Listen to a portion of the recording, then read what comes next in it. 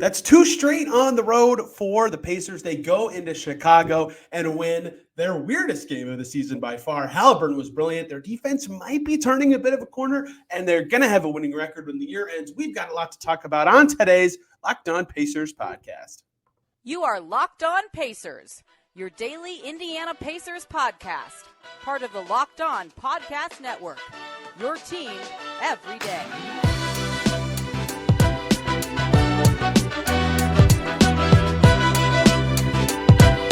What up, y'all? Happy Friday. You made it through the week, and welcome into another edition of the Locked On Pacers podcast, where we, of course, talk about the Indiana Pacers. As always, my name's Tony East. I cover the team for Forbes and SI, and today we're coming at you from a closet-ish thing deep in the United Center after the Pacers beat the Bulls on the road. 2 straight road wins for the Pacers. And man, did they need this one. They're going to have a winning record when the year ends. And they did this one on the back of Tyrese Haliburton, on the back of their defense. Yes, believe it or not, the Pacers might be turning a bit of a corner on that end of the floor. We'll talk about that and plenty more today. How they got this win, the weird game flow, the corner turning they're maybe doing on that end of the floor, how their size is helping them defensively with this new starting lineup. So much going positively after a slump for the Pacers right now as they win once again over the Bulls. The way to start this game, though, is to talk about how strange the flow of the game actually was, because the final score will not do you any favors if you just look at it to see what happened.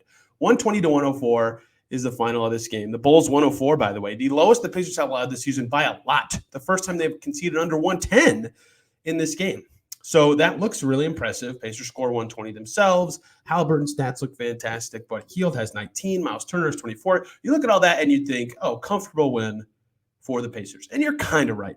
The last 7 minutes of the game, the Pacers were dominant. They looked like much the better team for that stretch. But they were losing right before that. And if you pull up a game chart of this game and the lead and by how much and who it was, you'll see that this game was nothing short of the weirdest game of the Pacers season. First quarter was back and forth. Second quarter, for much of it, was back and forth, right? Late in the second quarter was a 7-point game. It was that close, and it looked like it for that stretch. And then until the middle of the third, the Pacers were so much better than the Bulls. They went on this crazy run from halftime till the middle of the third to the point that they were up 25. They were looking awesome on both ends. Their defense was so impressive. There was a point, it took the Bulls until, I'll look it up exactly, because this is, funnily enough, exactly when the game turned against the Pacers. So the Bulls scored 31 points in the first quarter, and then they scored 30 points for the next 18 minutes. They hit 61 until the 5-minute mark of the third quarter. So they had 30 points for 19 minutes, after scoring 31 in the first quarter. The Pacers defense for that stretch was awesome. They were making life hard on the Bulls. They weren't fouling. They had the right guys and the right people. They were rotating well. Chicago looked really uncomfortable, and they were matching that with good enough offense. And so at that point, it was 84-61 with 5:23 to go after a Jalen Smith free throw in the third quarter. It was really 83-61 with 6:30 to go, and I'm going to reference that just to tell you about the weird part of this game.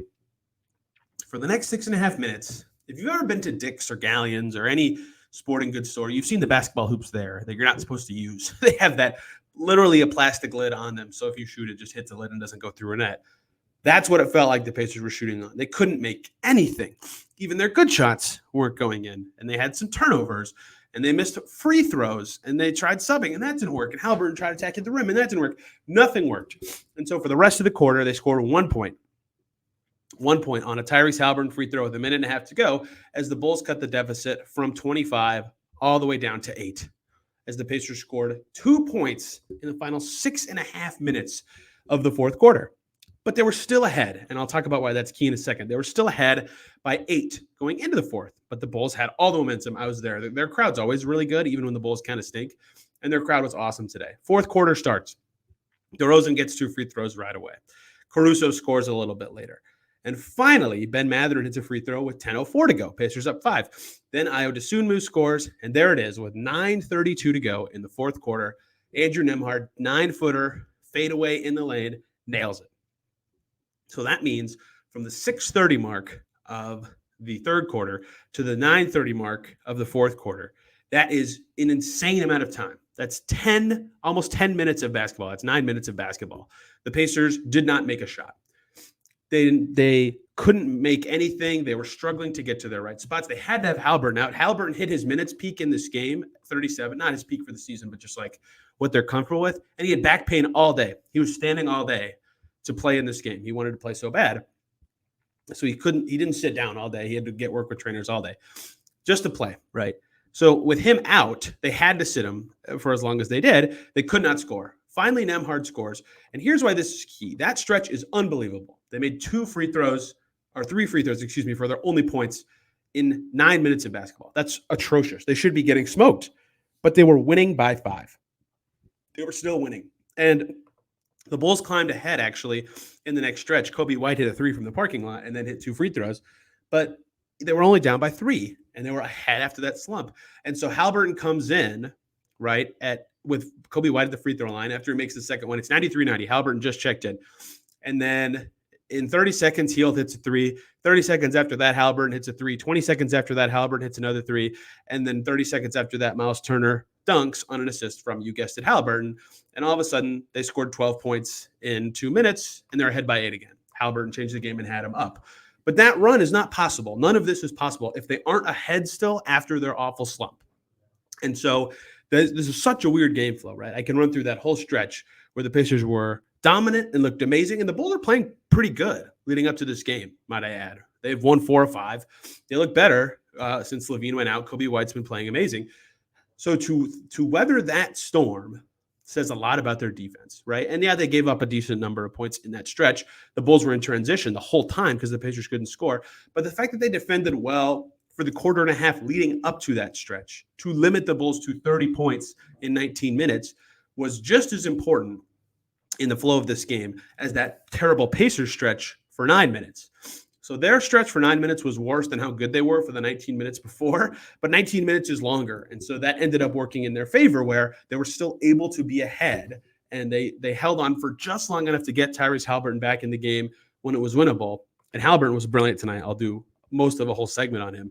And so this whole game flow was weird, where the Pacers went from a wobbly first quarter to an awesome defensive, really long stretch to the worst offensive stretch they've had all season to winning because they closed it out perfectly, right? They go up 8. They have all the momentum back. They get Patrick Williams tip dunks on the next possession. All of a sudden, it looks like here could be some momentum for the Bulls. And guess what? Tyrese Haliburton hits another step back on the very next Pacers possession. And then guess what? He assists Miles Turner on the very next Pacers possession, right?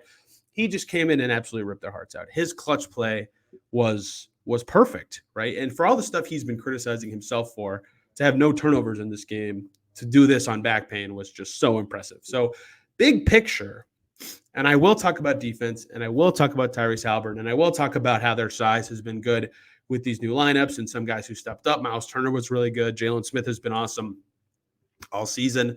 You can point to a number of guys. Buddy Hield hit half his threes, right? That's fantastic. That's what they need him to do. But big picture, they won this game because they defended their butts off for a long period of time against a decent team. And that's not something they've done well all season. And that's why the game flow ended up in their favor, despite it being one of the weirder games I've ever seen. I mean, it was, I'll compare it to something I've compared other Pacers stuff to before. It was Peyton Manning RCA Dome levels of extremely quiet to extremely loud and then back to extremely quiet, because that's how much the Bulls were out of the game. And that's how much they got back into it when Tyrese Haliburton was out of the game, and then he came back in, and all of a sudden, hey, it's quiet again. They couldn't believe it.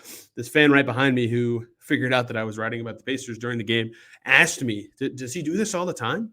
Can he make these step backs? Like, these are crazy shots. I was like, yes, he has done this all season. He's brilliant in the clutch. He can carry the Pacers to win in games that they have 9-minute stretches where they cannot put the ball in the basket, and then he immediately helps them score 4 times in 4 possessions. Awesome performance from Haliburton down the stretch. Weirdest game of the Pacers season to me from a game flow perspective, but the weirdness went in their favor for longer than it didn't, and that's how you win a basketball game. We're going to talk about Haliburton's night, the Pacers defense turning a little bit of a corner and why that's happening, their size advantages, other good performers from this game in just a moment. First, though, we're going to talk about the lovely people over at PrizePicks, the largest daily fantasy sports platform in North America, where all you do is pick more than or less than on 2 to 6 player stat projections and watch the winnings roll in. With basketball season here, you can do a combo projection. For example, here's how you play PrizePicks. Will Stephen Curry tonight have more than or less than 29 points? Or will Nikola Jokic have more than or less than 10 rebounds? I don't know if those are exactly today's, but you get the gist. And with basketball and football going on, you can combine them in their combo leagues. For example, Travis Kelce plus LeBron James at 10.5 three-pointers made plus receptions. And PrizePicks uniquely has a reboot policy. So your entries stay in play even if one of your players gets injured. You can get rebooted if they don't return in the second half. PrizePicks, the only daily fantasy sports platform with injury insurance policies. Go to prizepicks.com/LockedOnNBA. Use the code LockedOnNBA for a first deposit match up to $100. How about that at prizepicks.com/LockedOnNBA? And that code is LockedOnNBA for a first deposit match up to $100 at PrizePicks, daily fantasy sports made easy. Back here on Locked On Pacers, thanks for making us your first listen today and every single day. For your second listen, check out Locked On Bulls. Hear about the other side of this game. The Bulls are playing better, and the Bulls guys have been covering the team as such, as a team that is growing and is figuring out their identity a little bit. But a slip up tonight, they could not score. They were not getting to the foul line. They were not led by their star power. They were without some key guys, of course, but shooting 7 for 27 from 3 is tough, even though they took care of the ball. They didn't have a chance against the Pacers when they made 12 fewer threes than the Indiana Pacers in this game. Locked On Bulls will have more on that. I want to talk about defense before I talk about Tyrese Haliburton. And I'm not going to say the Pacers are defending good, although they're good enough for them. I'm not going to say they're defending well, but they have certainly raised their level. They had that practice, if you'll remember, the Tuesday, December 19th, the day before they played the Charlotte Hornets. And they had just played 3 and 4 nights, and it did not go well. If you can remember this stretch, somehow my calendar's all messed up. There we go. They just had that stretch where they lost in Washington, giving up 137. They lost in Minnesota, giving up 127. They lost against LA, giving up 151. Before that, they lost to Milwaukee, giving up 140. Right, their defense was crap. They were scoring fine enough in a couple of those games, except for Minnesota, but they couldn't stop anybody. Right. And so they had to get down to work and, reconfigure some things defensively. And some of it was getting back to the basics on the scheme that they have this year. And some of it was slight tweaks to the scheme they have this year. Bruce Brown did an interview with The Athletic with Kelly Iko about, they're toggling a little bit more towards allowing some of the threes they were trying to prevent earlier in lieu of some of the drives that they were giving up earlier in the season. Caitlin Cooper, of course, at Basketball She Wrote. And by the way, be on the lookout for a podcast from her. I may or may not be on there. Caitlin Cooper has written about some defensive tweaks that the Pacers have made recently as well, right? And so they come out in that Hornets game and they defend pretty well, but it's the Hornets, right? So even I was like, well, they scored 144. That was more important, but they gave up 113, right? And that was good. They won that game. Then they went to Memphis and their offense stunk. They only scored 103. They were throwing the ball all over the gym. They shot it poorly. And yeah, they could have defended a little better, but 116 is good for them. They lost that game. Then Orlando, the Sunday after, they only scored 110. Orlando's defense has always been troublesome for them. They lose that game. And then they go to Houston, 117. That's a good number for the Pacers. They score 123 and win. And then tonight they score 120 and allow 104. Their first time under 110 the whole season. If you'll remember, for a while before this run of Memphis, Orlando, the number I always had for the Pacers is their line of demarcation of they should win this game. The math says they should win. It was 125 points. They have still to this day lost 4 times this season, allowing under 125. They've played 16 games, now 17, allowing less than 125. They're 12-5 in those games, right? So that is a key indicator for their wins and losses. We're at above 125. You can do the math. They have 4 wins total, right? So that has been a key number for them in terms of winning and losing. And it's just an arbitrary cutoff. But that's a high number, right? So if they've done well, keeping teams below that, they win, and their wins above it are the Atlanta game, which was nuts, in Miami without Haliburton, where they were on fire from deep, and in Philly in the in-season tournament, right? So 125 has been the number. And these last 4, now 5 games, they've been under 120. In fact, they've been under 118 in all of them. So some things are happening here, right? Especially the last 2 now, they're playing a little bigger, to be clear. but some of it is like a little bit slower of play. It's going to lead to fewer possessions and is going to lead to fewer chances for their team to score a bunch of points, right? So naturally, per game stats are not the perfect way of looking at this. I thought they defended pretty poorly in Memphis despite giving up 116, right? They were giving up easy drives and a lot of space to the Grizzlies. The other 4 games, I thought they had good moments of defense. The second half against Orlando, they defended really well. The first half was terrible. Charlotte, they defended well the whole game to me. They had good moments of defense against Houston and great defense in this game against the Bulls. And so that's a lot of numbers and numerical crap to say. Maybe the Pacers are not turning a corner, right? No one thinks they're a good defensive team right now, but maybe they're figuring something out on the end of the floor. Maybe between that practice and a couple tweaks to stay bigger and Jalen Smith coming back and Andrew Nembhard coming back, something is happening here because they look a little better. You can go to their last 5 games on NBA.com. Really every team's last 5 games. Sort by defensive rating. The Pacers are 13th in their last 5 games. 115.2 defensive rating, 3-2 in that stretch, right? The Bulls game is now in that log, so I couldn't do this math, right? That's not good. 115 is still like not awesome. If you search for the whole season segment and sort by defensive rating, a 115.2 defensive rating would put you right behind the Portland Trailblazers, right with the Phoenix Suns at 19th or 20th, right? That's not a good defensive rating. That's below average in the league. That's below median, I should say, in the league. But one, it's way better than where the Pacers have been all season. Still now after this Bulls game, where the Pacers are now 16-14, their defensive rating is 120.4. That's 28th, and being ahead of the Wizards and Hornets basically means you're last among competitive teams. They're creeping closer to the Hawks and Pistons. To me, the Pacers should try to get above all the non-competitive teams. If they can reach the Jazz in defensive rating, that would mean a lot for their growth. But all this to say, their defense for the whole league's point right now being above the median, above average for these last 5 games shows the progress they're making on that end of the floor, right?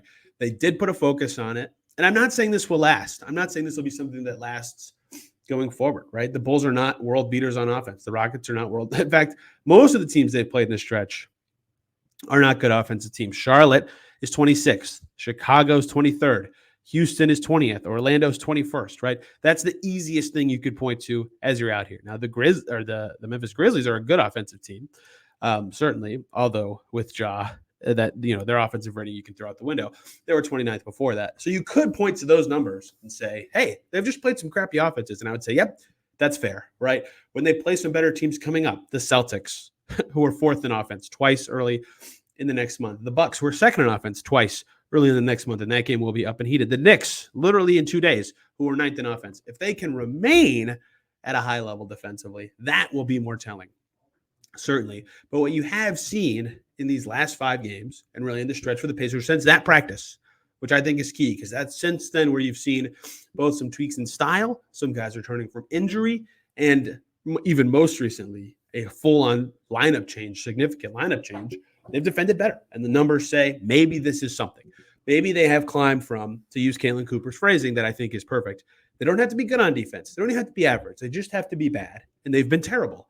If they are going right now from terrible to bad, that is significant for them. Now, let's talk about what that means, because we've seen the thing I said, that it does change their style and identity a little bit, right? Their pace during the last 5 games is 21st in the league, right? They're playing a little slower. Their offense in that stretch is still good at 7th, but it's not the top of the league. If those sacrifices are what it takes and it makes the team better, then it's worth it. Duh, right? It being 7th on offense and whatever they can settle in on defense, but it's been 13th for the last 5 games. If that rate, they're 3-2 in that stretch, that's a winning record. Competition is the competition. Say what you will. This was an important stretch for them. But if they can continue at that level, maybe that is a sustainable profile. Excuse me. Maybe that is something they can continue down a path of. I don't know if slow is going to be the way for the Pacers forever, but they know they can rely on speed. They know they can rely on getting into their stuff early. And they know they have a brilliant offensive player in Tyrese Haliburton, who we'll talk about in just a second. But if this is a thing, if more size, if easing up a little on the way they're defending threes, if more of a focus on defense and effort and intensity is what it takes for them to be a more competitive team on the end of the floor, and it makes them a winning team at 3-2 right now, maybe this is something they should continue to do and see how it works.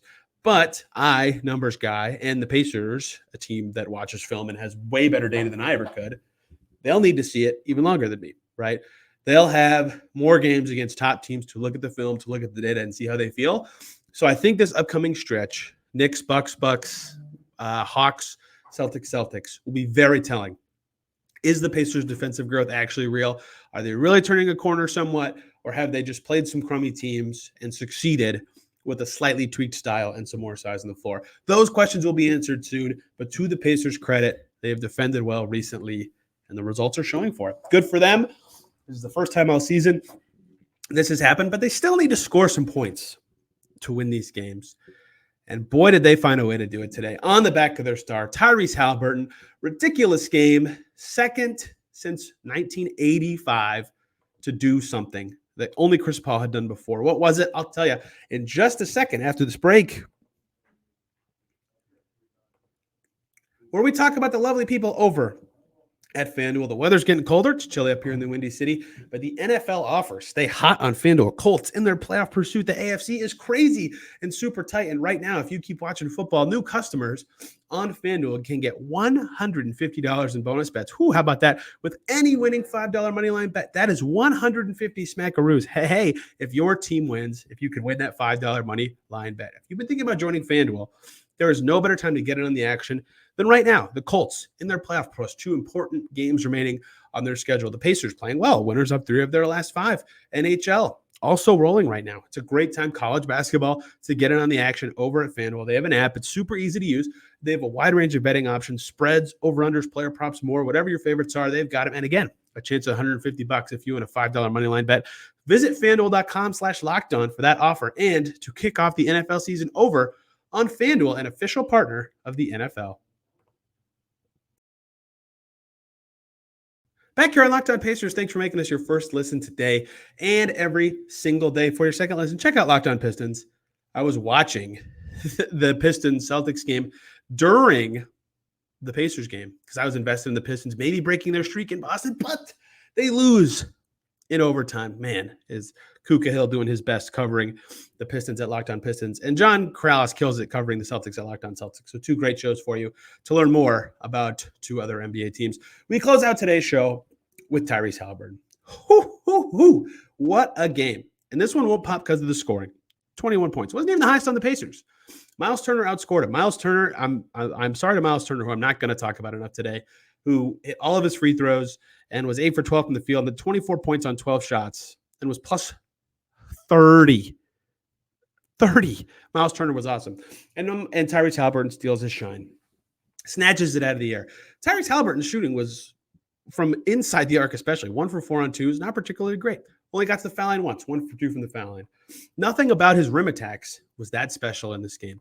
And yet, he finishes with 21 points, made 6 threes, hit his free throw, and made it 2. That'll get you to 21 points. 21 great points, a ton of them in the fourth quarter when the Pacers needed it the most. He came in, remember, Kobe White hits the second free throw right after he checks in, so they're down 3. They need points bad, and they need them fast. Well, who's better at scoring than Tyrese Haliburton? They got him the ball, and he hit some huge shots. Of his 21 points, 8 of them, over a third, came in the fourth quarter. His made 2-pointer came in that quarter, and 5 of his assists came in that quarter as well, which is vital because he finished with 20 assists. 20 assists. That is an unbelievable number to see. He had 20 assists. The Bulls had 19 assists. Tyrese Haliburton accounted for more setting up of his teammates than the Bulls. 20 assists is just a ridiculous number, and Tyrese Haliburton is a master passer, but that's his career high in assists, more than he had in that first season since joining the Pacers. Ridiculous to see Tyrese Haliburton get a career high in anything anymore with how good he is. And oh, by the way, no turnovers. Plus 32 in a win, in a 16-point win. What an absolutely bananas performance from Tyrese Haliburton. Second player ever, Chris Paul was the first with 20. I believe this is true. I heard someone ask him a question using this stat in the question. I believe the first player since Chris Paul, and the only other player besides Chris Paul since turnovers were tracked, with 20 assists and no turnovers in one game. The third Pacer ever with 20 assists in a game. If you can get the other two, congrats to you. It's Jamal Tinsley and Jalen Rose. Jalen Rose was the only one of those two to have a 20 and 20 game. And of course, Tinsley and Rose both had turnovers in their outlandish performances. Holy moly. I mean, the Bulls had nothing for him. No matter what they sent at him, he got the ball out. He got it to the right guy, right? He had 2/3 of the Pacers' assists in this game. I mean, the way he was getting it out, getting it to the right guy, and getting the Pacers offense running was ridiculous. They lost. He was off the floor for 10 minutes and 50 seconds, right? They lost those minutes by 16. Some of that was into the third quarter. Some of that was in the first half, but the Bulls had nothing for him. And they were playing well in transition. So with him out there and the Pacers scoring, the Bulls were naturally just way worse. He did everything. And oh, by the way, he did it on a messed up back, right? They're going through shoot around today in Chicago. His back's really tight. It hurts him really bad. He leaves shoot around. Rick Carlisle said throughout the day, he actually thought Tyrese wasn't even going to play in this game. The phrasing pregame from Carlisle made me think that there was a chance Haliburton wasn't going to play. Haliburton said he got with the trainers, called the Pacers training staff best in the league. Dowell gave him opinions about his back. They all worked on it. He went back to his hotel. He said he's not sitting down. He's not laying down. He's keeping the back straight. So he sets up his Steam Deck on top of like his suitcase on a desk, he said, so he could stay standing. He played Super Mario Strikers with player development assistant Isaac Jacob. They were going to keep him standing. They were going to keep him active. They were going to keep that back stretched out. Yes, these are the details he provided us. I love that I get to talk about Super Mario Strikers on this podcast. And he stayed standing all day, and he was good to go. It worked out that he was pain-free enough that he could play. He said he could feel it after the game. Wasn't feeling great, but he pushed through it. He loves playing on the road, and he had a huge game in Chicago last year, and he wanted this one, especially coming off a big win in Houston.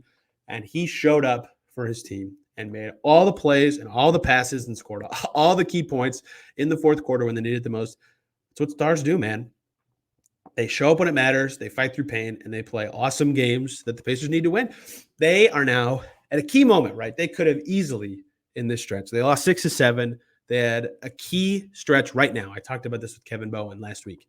Key schedule stretch. They could have easily sunk under 500. The loss to Orlando got them to 500. They could have sunk there. They didn't. They won in Houston. They won in Chicago. They can beat the Knicks. I'm not saying they will. The Knicks are very good. They can beat the Knicks. They could get out of this stretch going 4-2, which to me, they had to go at least 4-2, and they still have a chance at it. If they can win against the Knicks, they could go 3 games over 500 into a very tough January, and they could have a chance to stay in the mix in the East going into a very tough January because they won a key game in Houston and because Tyrese Haliburton was awesome when they needed it. Against Orlando, he gave them a chance. Against Houston, he gave them a chance, and they got it. And against the Bulls, he gave them a chance, and they seized it. So the Pacers right now, they're starting bigger. Jalen Smith's playing well in that role. Aaron Nesmith's playing well at the 3. Their bench guys had solid games. They're defending better. For the 5th game in a row, they held their opponent under their Mendoza line of winning versus losing, and they won it for the 3rd time in those 5 games. Their star player is breaking out of his slump, which some of it he called self-inflicted. Some of it he didn't, but he's making threes again. He's not throwing the ball all over the gym, to use his words. And all of a sudden, the Pacers slump maybe a thing of the past. 3 of their last 5 have been wins. They've done it against at least decent teams, not great teams, but decent teams, right? They'll be happy to beat a Bulls surging team and a Rockets team that's awesome at home in these games. They have a chance to get a nice win against a great team when they play the Knicks on Saturday. And this could be a very important stretch for them. And at a good time, they seem to be turning out of the slump they were in coming out of the in-season tournament. And their defense and Tyrese Haliburton are to thank. Hope you guys enjoyed today's show. The last one of 2023. Tear in my eye. It was a fun year here at Locked On Pacers. Very fun and fitting to do the last one in a, whatever this room is called, of the United Center. Thank you all so much for listening and watching every single day. Probably won't have a ton of time to edit this one because it's super late and I'm driving back to Indy tonight. So apologies for that if there's some longer pauses or some weird sounds in it. But the next one will be even better and hopefully some better camera quality. You all the best for listening. I'm thankful for you guys this year. And I hope you enjoyed today's show. Back Monday, talking best moments of 2023, looking ahead at Pacers-Bucks series. There's a lot to talk about with that, of course. It's going to be fun. There's going to be a guest. I apologize for not having one this week. It was crazy, and it was Christmas, so I hope you can forgive me. Thank you all a ton for listening. I'm on X or Twitter or whatever the heck you call it, at Tony R. East. The show is there at Locked On Pacers. If you need to comment on something or yell at me, that is the best place to do it. Thank you all for listening today. Have a fantastic weekend. We will see you soon.